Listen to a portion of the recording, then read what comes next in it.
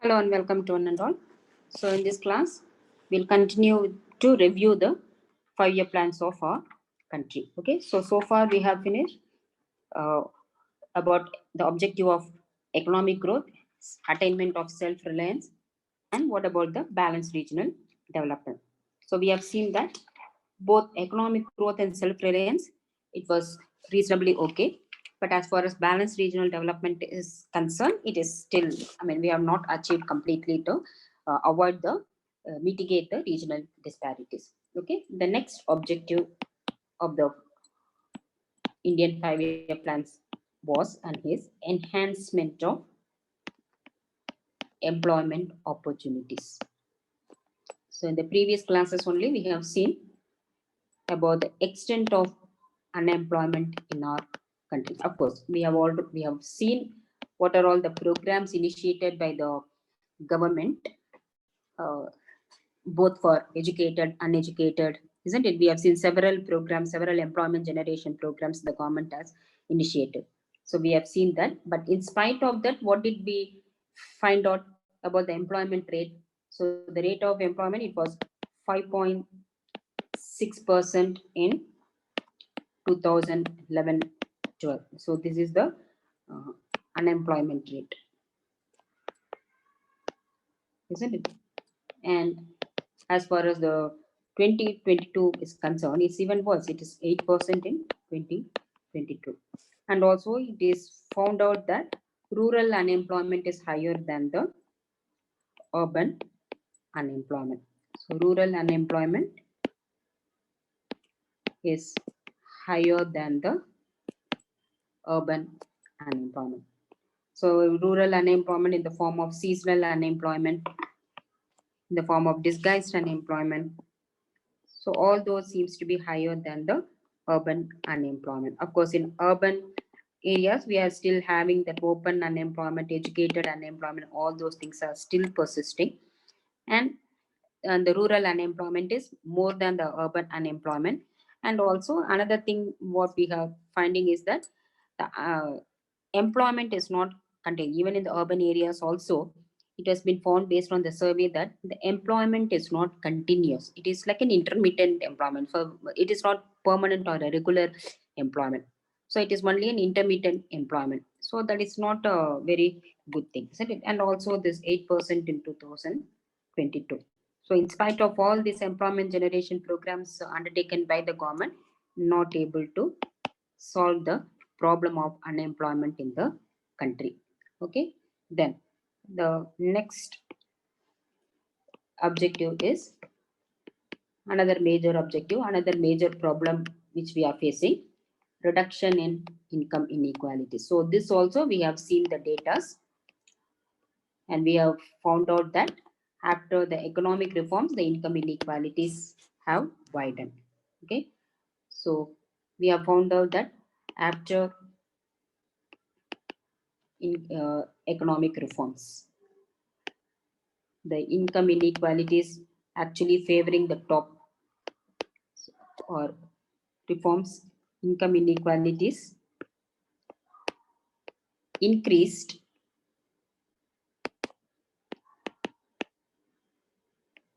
favoring all this consent we have seen, isn't it? The concentration of economic power. So top 20%. And also we have also seen this data, which is released by the World Bank, the World Development Report, the net worth of 100 richest Indians is as high as we have seen, isn't it? It is more than the contribution made by agricultural sector to the GDP of the country. We have seen the other day, isn't it? So income inequalities, this problem also not able to be achieved. Okay, still this problem still persists in our country. And next, equally, another major problem which we are having is with regard to poverty, elimination of poverty. This also we all have seen the data. 22% or 265 million people are still below the poverty line. In spite of several programs, what are all the programs the government has undertaken? IRDP, minimum needs program, And the government has also been giving the public distribution system, the ration shops and all. The government is giving subsidized food grains to the poorer sections of the population, isn't it? So like that, several programs government has undertaken, but still we know that 22% of the population are below the poverty line. So when you take this objective also, we have not been able to achieve that much. Okay, then moving on to the next objective, modernization. So modernization, introducing modern methods of production, modern techniques of production in different sectors. So under this, we know that the government introduced the new agricultural strategy, popularly known as Green Revolution. So Green Revolution was introduced in 1965-66. All these modern methods of production, and along with seeds, fertilizers, pesticides. So all these have been introduced in the country, and this because of this is one of the reasons we attain the self-sufficiency in food grains. And also, as I mentioned, industries also, most of the we have diversified our production in industries. We are able to manufacture different varieties of capital goods and consumer goods on our own. So in the industrial and also in tertiary sector also. So we all know about the progress of IT sector in our country, and also all those space programs and all. We have Chandrayaan and all those things, isn't it? So industrial and tertiary sector also, the modern most of the modern methods are being utilized. So mostly modernized. So in this way, modernization is, we are almost on par with the other countries. Okay. Okay. Then I mean, at least there's a rapid improvement in the methods of production in our country. Okay. And the last one is the inclusiveness and sustainable growth.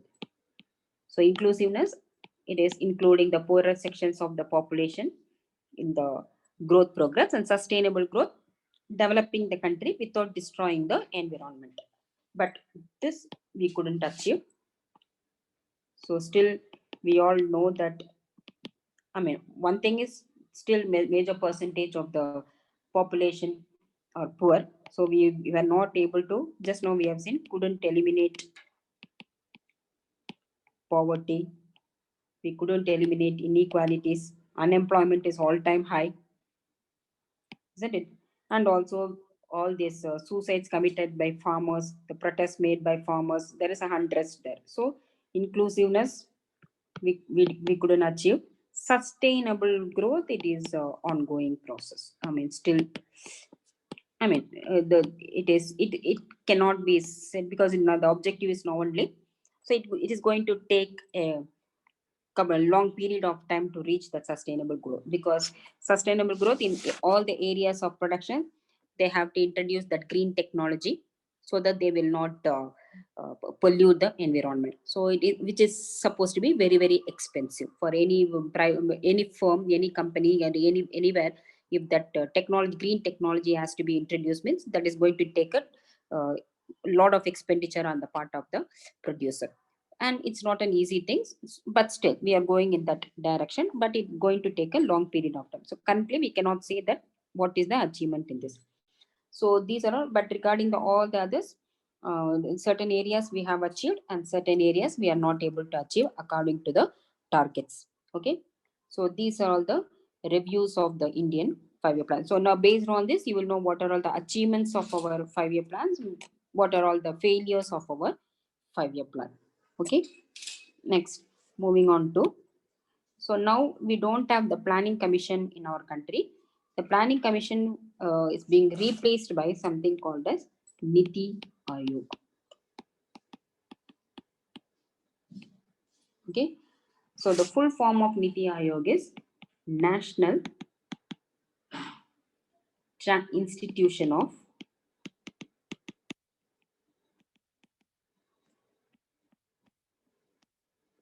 transforming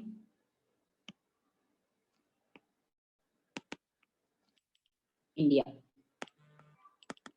That is Niti. Okay. So this was established by the government. So established by the government of India as a replacement for planning commission. As a replacement for the planning commission. See, planning commission was uh, established in the year 1950. Okay, so the situation at that time was different, and the situation currently is different.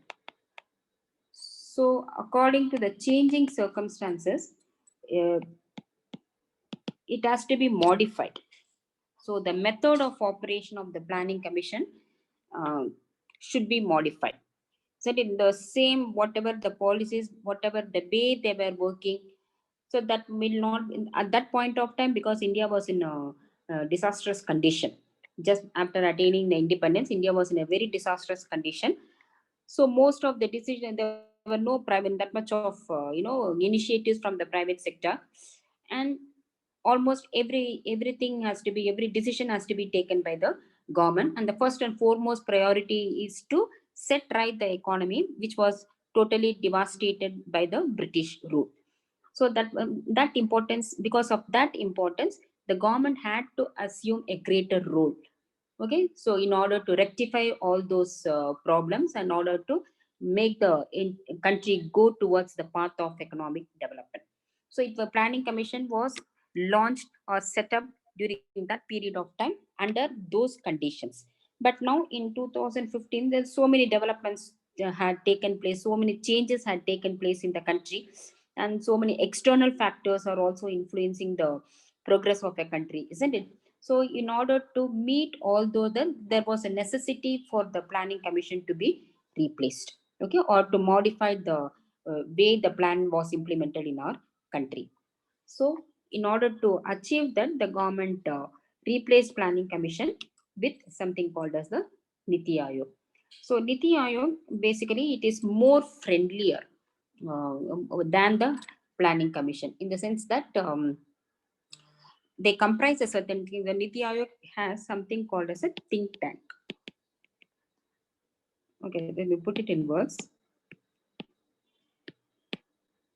So Niti Aayog comprises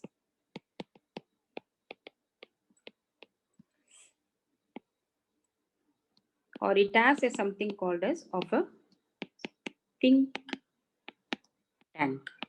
So think tank is nothing but there is a advisory council in the Niti Aayog. The members of this advisory council are like all the esteemed professors from the top universities of the country. So all these advisors, these professors, they provide the guidance, they give the advice the government, they advise the Niti Aayog in implementing all the policies. Okay, and the main difference between the planning commission and the operation in the Niti Aayog is that, see, that is the main difference between the planning commission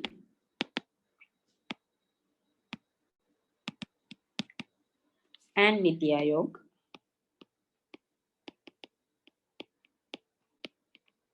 was in the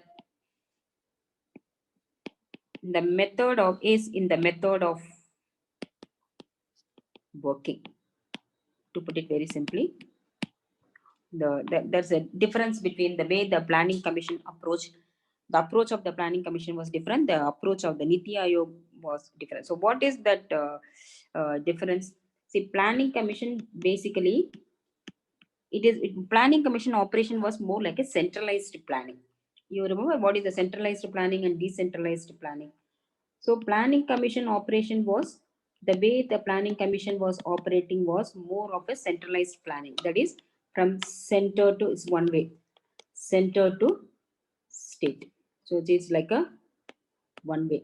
So it's like planning commission prepares the policies and expects the states to cooperate. So that is what is called as the cooperative federalism.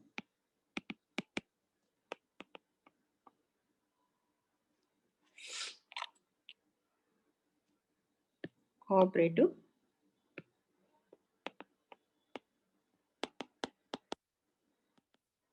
But Niti Aayog is more friendlier. It is like a decentralized planning. If you remember the types of planning, centralized planning and decentralized planning. So Niti Aayog is more friendly in the sense that Niti Aayog just recommends the policies and it leaves it to the states to implement. So it leaves it to the states, different states for implementation. So basically, states find they're having more freedom with the Niti Aayog than with they had with the Planning Commission. Okay, so that is the mode of operation is different from different in Niti Aayog compared to that of Planning Commission. Okay, so this is the basic difference between both Planning Commission and this thing. Of course, you will get a 5 marks question. Write a note on Niti Aayog, which I will explain to you later after finishing the topics. I will be explaining all the important 10 marks and 5 marks and 2 marks also. So when I was explaining the important 5 marks question, I will explain to you more about the Niti Aayog. What is the organization? What are the functions or whatever it is of Niti Aayog? You will get a question. Write a note on Niti Aayog, the 5 marks question. Okay. Now this is as far as the planning is concerned. So moving on to the next topic, something called as rural urban imbalances. So we all know that the urban areas are more developed than the rural areas. So that is a rural urban imbalances. Okay, now first, what is an urban area? What is an urban area and what is a rural area? Okay, so urban area, it it's mostly it relates to cities and towns, isn't it? Cities and all the cities and towns, they are called as the urban areas. So basically all places with a municipality. See, the census of the country, when they're taking the census, they uh, identify which are all the urban areas, which are all the rural areas based on certain criteria. So according to that criteria, all places with the municipality, corporation or cantonment board or any notified area committee. Notified area committee. They come under the category of urban area. Apart from this,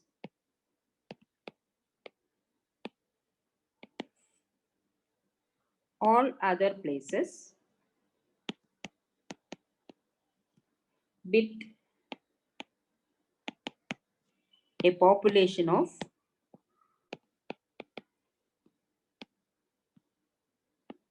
5,000 or more and 75% of male working population, where should they be employed? They should be employed in non-agricultural activities. If they are employed in rural agricultural activities, it is rural.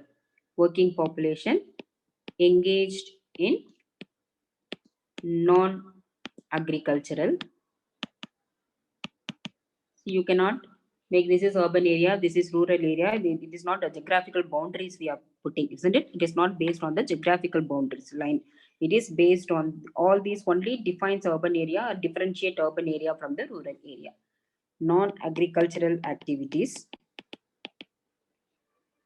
and with a high density of population. with a density of population of 400, that's quite very high, or more per square kilometer. See, just understand, these are all the not the norms of urbanization.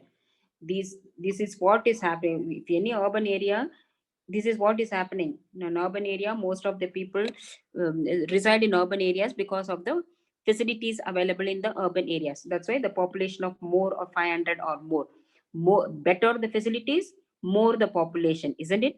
So more population reside in urban area, in any particular area, means that means the facilities are good in that particular area. So that's why basically 5,000 or more. And then 75% of the working population, because they are able to find jobs other than agricultural sector.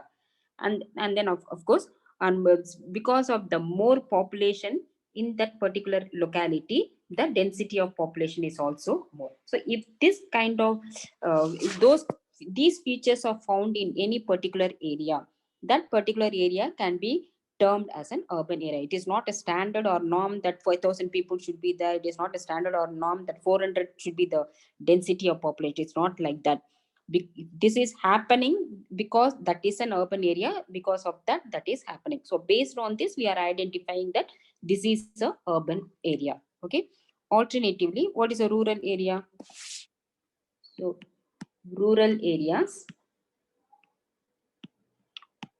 we know that it is mostly what we say, it's a village, relates to villages or something like the countryside. So here, then the density of population will be low. So areas with low density of population, and where they will be employed, most of them they will be employed in agriculture, isn't it? So major occupation is agriculture, and the main purpose for which they are using the land is not for anything else, not for building a commercial complex or anything. They are using only for cultivation. The major use of land is for cultivation. If the same land is in urban area, you know for what purpose they will use, isn't it?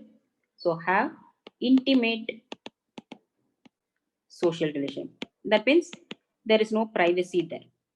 Like there's too much of prestige issue. I mean, more interactive. So here in the urban areas, we don't even know who is our neighbor. So there is more privacy in the urban areas, which is not there in the rural areas. So that is have intimate social relations. Okay. So if this is found in a particular area, these kind of characteristic, these traits are found in a particular area, you term that particular area as a as rural area. Okay. Now let us take what are all the, see there is a clear difference, disparities between the rural area and urban area. So let us check out what is the urban versus rural in terms of disparities. Okay.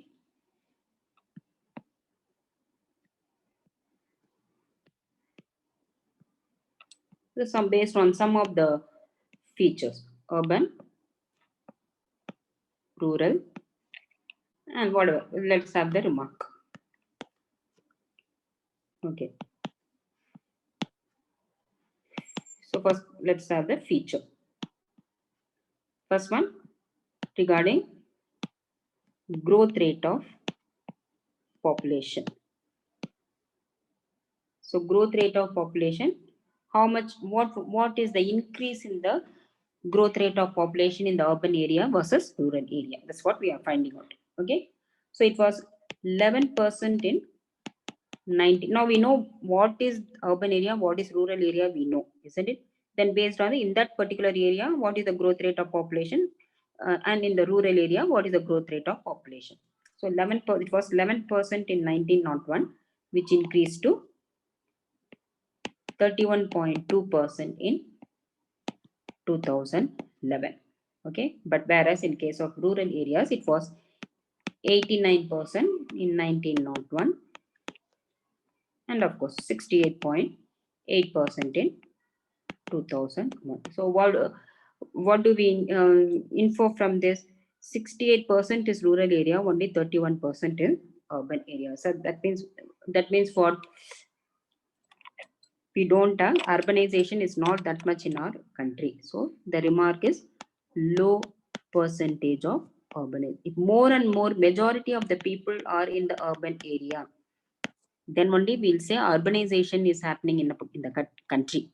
So that's why we have seen, no, 70% of the population reside in the rural area. The investment goes, 70% of the investment goes in the urban area. We have seen, isn't it? So 70% of the 68% is in the rural area. Only 30% is there in the urban area. But still 70% of the investment goes in the urban area. Now we understand. So the remark is the low percentage of urbanization has not picked up that much in our country. Okay. Then second feature, let us check with the literacy rate. So literacy rate in urban area, the male literacy somewhere around 88.2%. So this is 2011 census. So female literacy 79%. So here rural area male literacy 77.2%, female literacy 57.9%. It's only 57 compared to 79%. This is, so you can see that the gap is not that much in the urban area compared to the rural area. So what you are finding, what is the remark we are finding is, so gender gap is high in rural areas, isn't it? So in urban area, the not much of a difference between male literacy and female literacy, but we find a considerable difference between the male and female literacies in the rural area. So that's why gender gap is found in rural areas. Okay, now workforce participation. So how much percentage of the population they are working? That's what simply means, that's a workforce participation. So workforce participation in urban area, 35.3% of the workforce is population is working compared to 41.8% in. So that means for high in rural areas. And there could be another reason because of land absorbs everyone. Disguised employment we have seen, isn't it? So that could also be the reason. But anyway, based on the statistics, high in rural areas. Okay, then the next feature is, what is about the sex ratio? What is the number of females per males? So in urban area, 929 females per 1000 males. But whereas it's much better in rural areas, surprisingly, 949 females per 1000 males. For information, the more, this is called as favorable sex ratio. That is more females per male, number of 1000 males means that's a favorable sex ratio, because all the developed countries, they are having, most of the developed countries, the Nordic countries especially, they are having the number of females per male is more. So that is in a way that is assigned as one of the indicators of development. So that is what the gender development index and all reflects. Okay. So more females per male is a sign of indicator of economic development. So from this we have seen it is better as far as the rural area is concerned. So compared to urban, it's better or high in rural areas. Okay, and regarding the death rate is concerned, so let me move on to the next page.